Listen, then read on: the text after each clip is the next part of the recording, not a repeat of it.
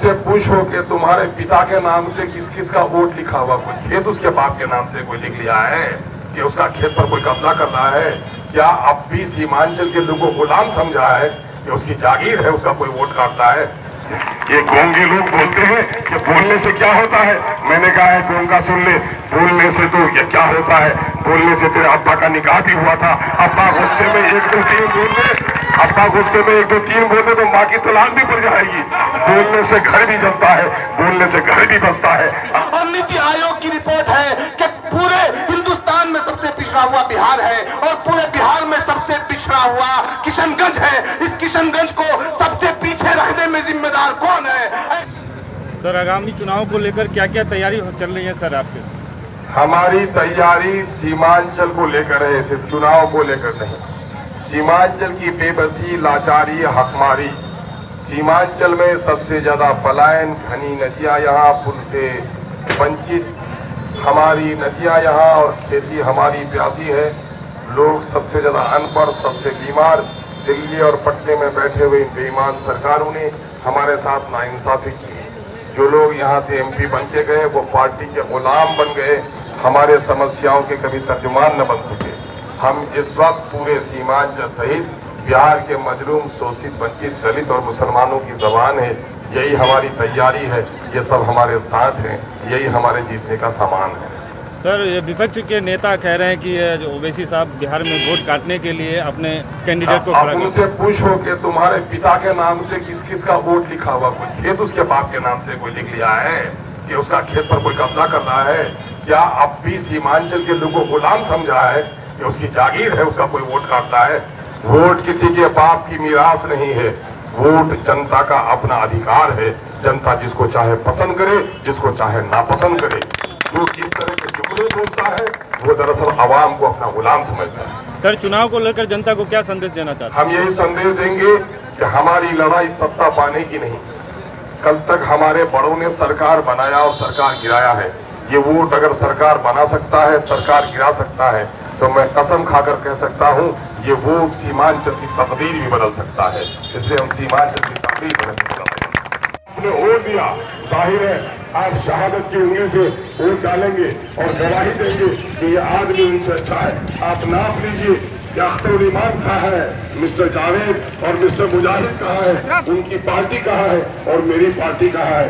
हमने हमेशा लड़ाई इस इलाके की लड़ाई लड़ी है। वक्त के वजीरों ने भी कभी महानंदा पर पुल बनाने को नहीं सोचा।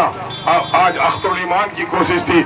2018 में हमने यहाँ पर आंदोलन शुरू किया सीमांचल पुल निर्माण संघर्ष समिति के नाम से। बैरिस्टर सुनील अवैसी को खरखरी घाट के पानी में उतारने का काम किया, लेकिन आपका पड़ोसी ये शहजादा कभी उस नदी में उतरा भी नहीं होगा।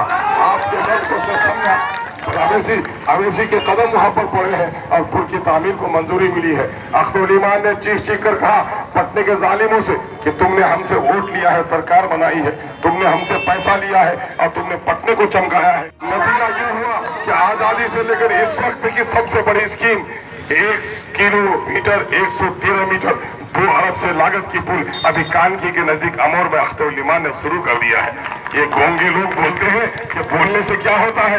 मैंने कहा है गोंगा सुन ले, बोलने से तो ये क्या होता है, बोलने से तेरे अब्बा का निकाह भी हुआ था। अब्बा गुस्से में 1 2 3 बोल दे, अब्बा गुस्से में 1 2 3 बोल दे तो माँ की तलाक भी पड़ जाएगी। बोलने से घर भी जलता है, बोलने से घर भी बसता है। अख्तर ईमान को अल्लाह ने बोलने का सलीका दिया है। असेंबली गोंगों की, पार्लियामेंट गोंगों की महफिल नहीं है। पार्लियामेंट रुस्तम और सवाद की कुश्ती का मैदान नहीं है। पार्लियामेंट तो उन लोगों के लिए है जिसके मुंह में सवाल हो, जिसके सीने में आवाम का दर्द हो। आपके दर्द से मामूल ये सीना कभी भी इस दुश्मन के सामने में नहीं झुक सकता। आज देखो इन नाअहल उम्मीदवारों को इस्लाम में कहा गया न करबल में, न मक्तल में, न शाह के आगे मोमिन झुकता है फकत अल्लाह के आगे। लेकिन आज गैरुल्लाह के सामने में झुकने वाले ये बेशर्मों को पूछो कि जब तू अपनी शरीयत का पासो लिहाज नहीं रखता, कल मेरी शरीयत के खिलाफ कानून बोलेगा तो ए मुनाफिक तू हमारी आवाज लगा सकेगा। आज सीए का कानून की मुखालिफत में कूद कर तकरीर करना, मैं उनसे कहता हूँ इस कातिल से है मासूक से हमदर्दी भी, इस कातिल से है मासूक से हमदर्दी भी। बोल अपनी मोहब्बत का सिला किससे मांगेगा?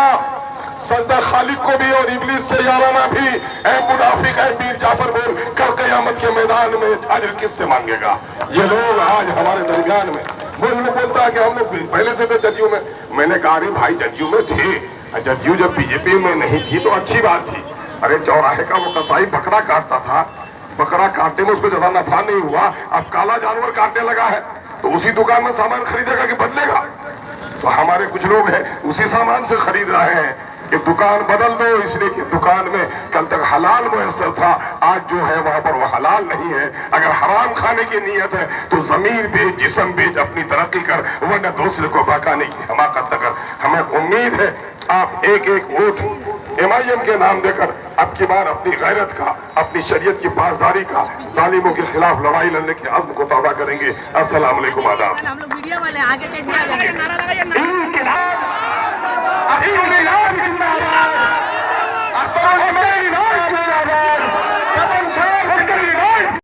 मैं 30 सेकंड के अंदर आप हजरात को कुछ बताना चाहता हूं। हमारे यहाँ के बहुत से लोग कहते हैं कि हम पुराने कांग्रेसी हैं, आजादी के बाद से हम कांग्रेसी हैं। मैं मानता हूं कि हमने और किशनगंज की जनता ने अब तक कांग्रेस को मौका दिया, कांग्रेस को MP दिया, कांग्रेस की सरकार बनवाई, लेकिन आप मुझे बताइए कि किशनगंज में कांग्रेस ने क्या दिया। आज MIM का काम रुका हुआ है कांग्रेस की वजह से। आज हमारे नदी नालों में पुल पुलिया नहीं है कांग्रेस की वजह से। आज हमारा छत्तरगाछ बाजार तरक्की नहीं कर पा रहा है, जिम्मेदार कौन है? आज भोटा थाना निचितपुर में पुल नहीं है, जिम्मेदार कौन है? छत्तरगाछ बाजार में ATM नहीं है, जिम्मेदार कौन है? यहाँ कोई बैंक नहीं है, जिम्मेदार कौन है? और नीति आयोग की रिपोर्ट है कि पूरे हिंदुस्तान में सबसे पिछड़ा हुआ बिहार है और पूरे बिहार में सबसे पिछड़ा हुआ किशनगंज है। इस किशनगंज को सबसे पीछे रखने में जिम्मेदार कौन है? ऐ कांग्रेसियों, अगर तुम्हें पीछे रहने का शौक है तो तुम पीछे रहो, हम पीछे रहने वाले नहीं हैं। अगर किशनगंज को आगे बढ़ाना है तो MIM को जिताना होगा, अख्तरुल ईमान को जिताना होगा, पतन छाप के बटन पर हाथ मामूली दबाना होगा, तभी हम लोग आगे जा सकते हैं। कांग्रेस ने हमें कुछ नहीं दिया सिवाय इसके कि किशनगंज जिला सबसे पीछे पड़ गया। आगे बढ़ो, आगे बढ़ने का शौक पालो और MIM के पतन छाप के निशान पर वोट देकर अख्तरुल ईमान साहब को कामयाब बनाओ। शुक्रिया। इंकिलाब जिंदाबाद।